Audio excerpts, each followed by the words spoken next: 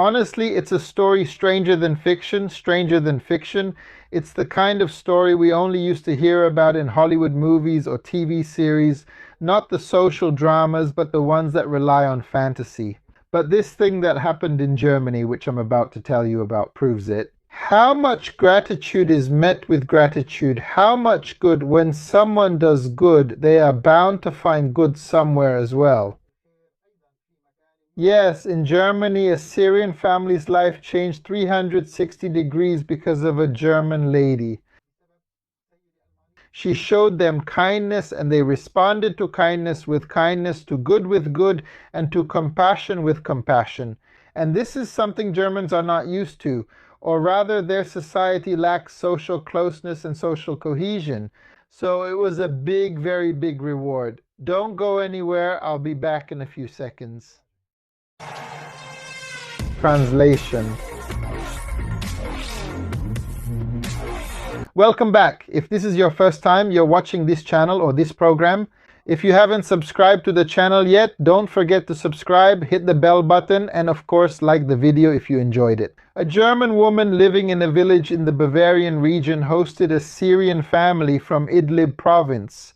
This happened in 2014, which means about 9 years ago from when we saw it. These Syrians fled to European countries in the tens of thousands, and among them was a Syrian family that an elderly German woman found. She hosted this family, a Syrian family from Idlib. She welcomed them, looked after them in all aspects of their lives, and provided them with help in daily living, even in government offices, household needs, and even in the field of education. She even gave them a rental house, and they appreciated this house, which belonged to the lady, because this lady was originally from a wealthy family. The Syrian family, after seeing this German lady, came to her, and she showed them kindness and compassion. They returned the favor and started taking great care of her in every way, especially after she suffered a health setback and her condition deteriorated to the point of collapse. The Syrian family started taking care of her and considered her one of the main members of the family. They started taking her to the hospital. They were the ones giving her treatment, and they were the ones giving her medicine. She was constantly cared for day and night, as if she were one of the main family members, just like, as you know, sometimes the mother, the father, or the grandmother or grandfather lives with you at home.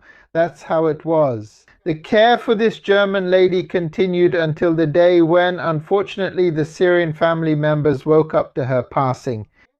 All the family members were deeply saddened, to the point of crying and weeping intensely for her, because they truly saw her as a noble woman. She was an essential member of the family, and they were used to her and considered her a core part of them.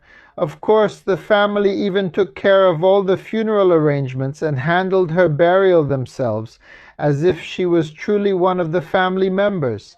Then the lawyer for this lady, or for her family, started sending messages to all the tenants telling them to go and pay their rent.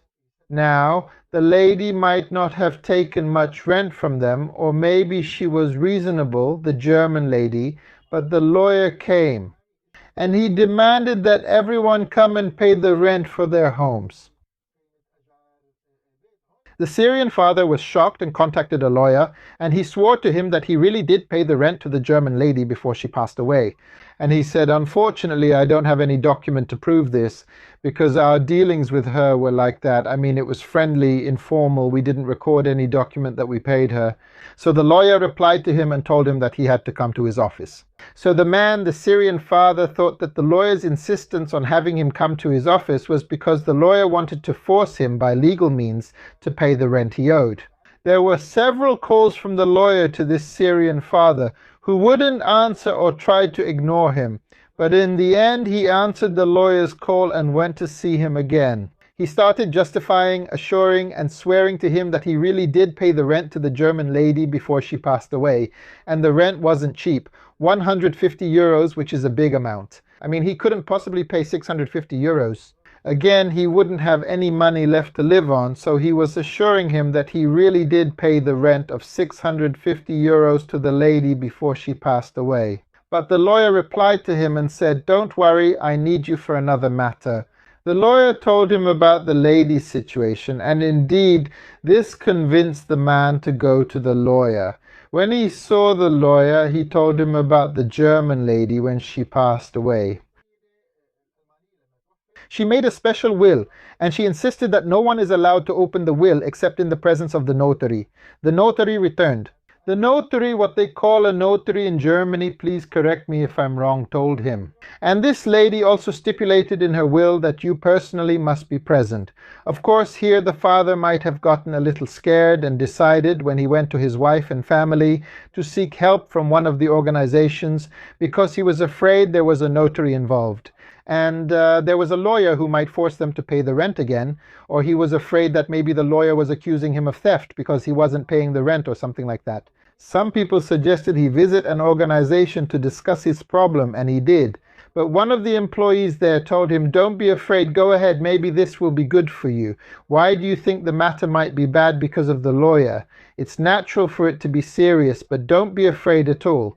Just pull yourself together and go." And he really did go to them. The lawyer and the notary were together in a meeting, but the lawyer called him in.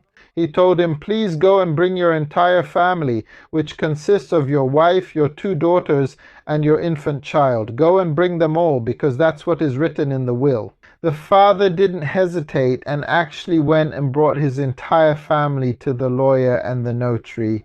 And there he was surprised by what happened to him, and surprised that the lady... She left, imagine, all her possessions, estimated at 40 million euros, to this Syrian family. 40 million euros to this Syrian family. She wrote them in the name of every member of this family. She wrote them all in the names of every member of this family. And she singled out the infant who was actually born in Germany, and this German lady took care of him as if he were her own grandson. She cared for him tremendously. This child was with her, and they had entrusted her with caring for him, because none of the family members took care of him, and she was like his grandmother. She was the one who cared for him and raised him. So she wrote 1/3 of her property in the name of this infant. Subhanallah, this German lady wrote in her will through her intermediary to explain why she did this and wrote such a big thing. I summarized it for you. She said, "As for my son, I raised him until he grew up, and I was giving him everything, giving him affection and giving him care. But unfortunately, I never saw him again in my life." You know how it is with Germans. Once someone turns 18, that's it. The girl or young man gets up and leaves the family, which bothered her since she raised him, watched him grow up, and then he left and never returned. She asked about him, and she said, "I raised him and worked hard, and unfortunately all my effort was for nothing. My son, I haven't seen him in 10 years. He knows I'm tired, he knows I'm sick, but he never came, never even thought to ask about me, never visited me at all." Unfortunately, there is no connection between us as family members, only contact with my son, until you came as a Syrian family and you became my family. And I was sure of that when I passed by and heard the father, the head of the Syrian family, saying more than once that he considers me like his mother. He was speaking in Arabic, thinking that I didn't understand Arabic, but no, I understood. I knew what he was saying, I knew. And I believed his feelings, that he truly considered me as his mother. I used to listen and pretend I didn't understand, but I would feel very, very happy inside. Even now, I still do.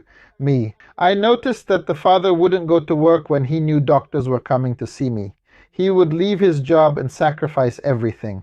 He doesn't know what's happening to me or about my health developments. I used to feel it when he argued with the doctors when they wouldn't let him come in to check on me to see what their report was and what they were doing to me. She said it was the first time in my life I witnessed such sacrifice, the first time I saw these feelings, and for the first time I saw the social bond and the connection between the members of this family who considered me an essential part of them. I really wish that I was born among you, grew up among you, and was raised among you so I could feel this family harmony, this affection, nurturing, and the sacrifices that family members make for each other. So what about me? When I am a stranger to you and yet you gave me all of this and considered me a part of you. She told them, "I wish you a happy life," and she left them her entire estate. Subhanallah, it's a story stranger than fiction, but kindness is only repaid with kindness. I said, "I'm with you." Ahmad Al-Dira, the host of the show What's Happening with Al-Khair?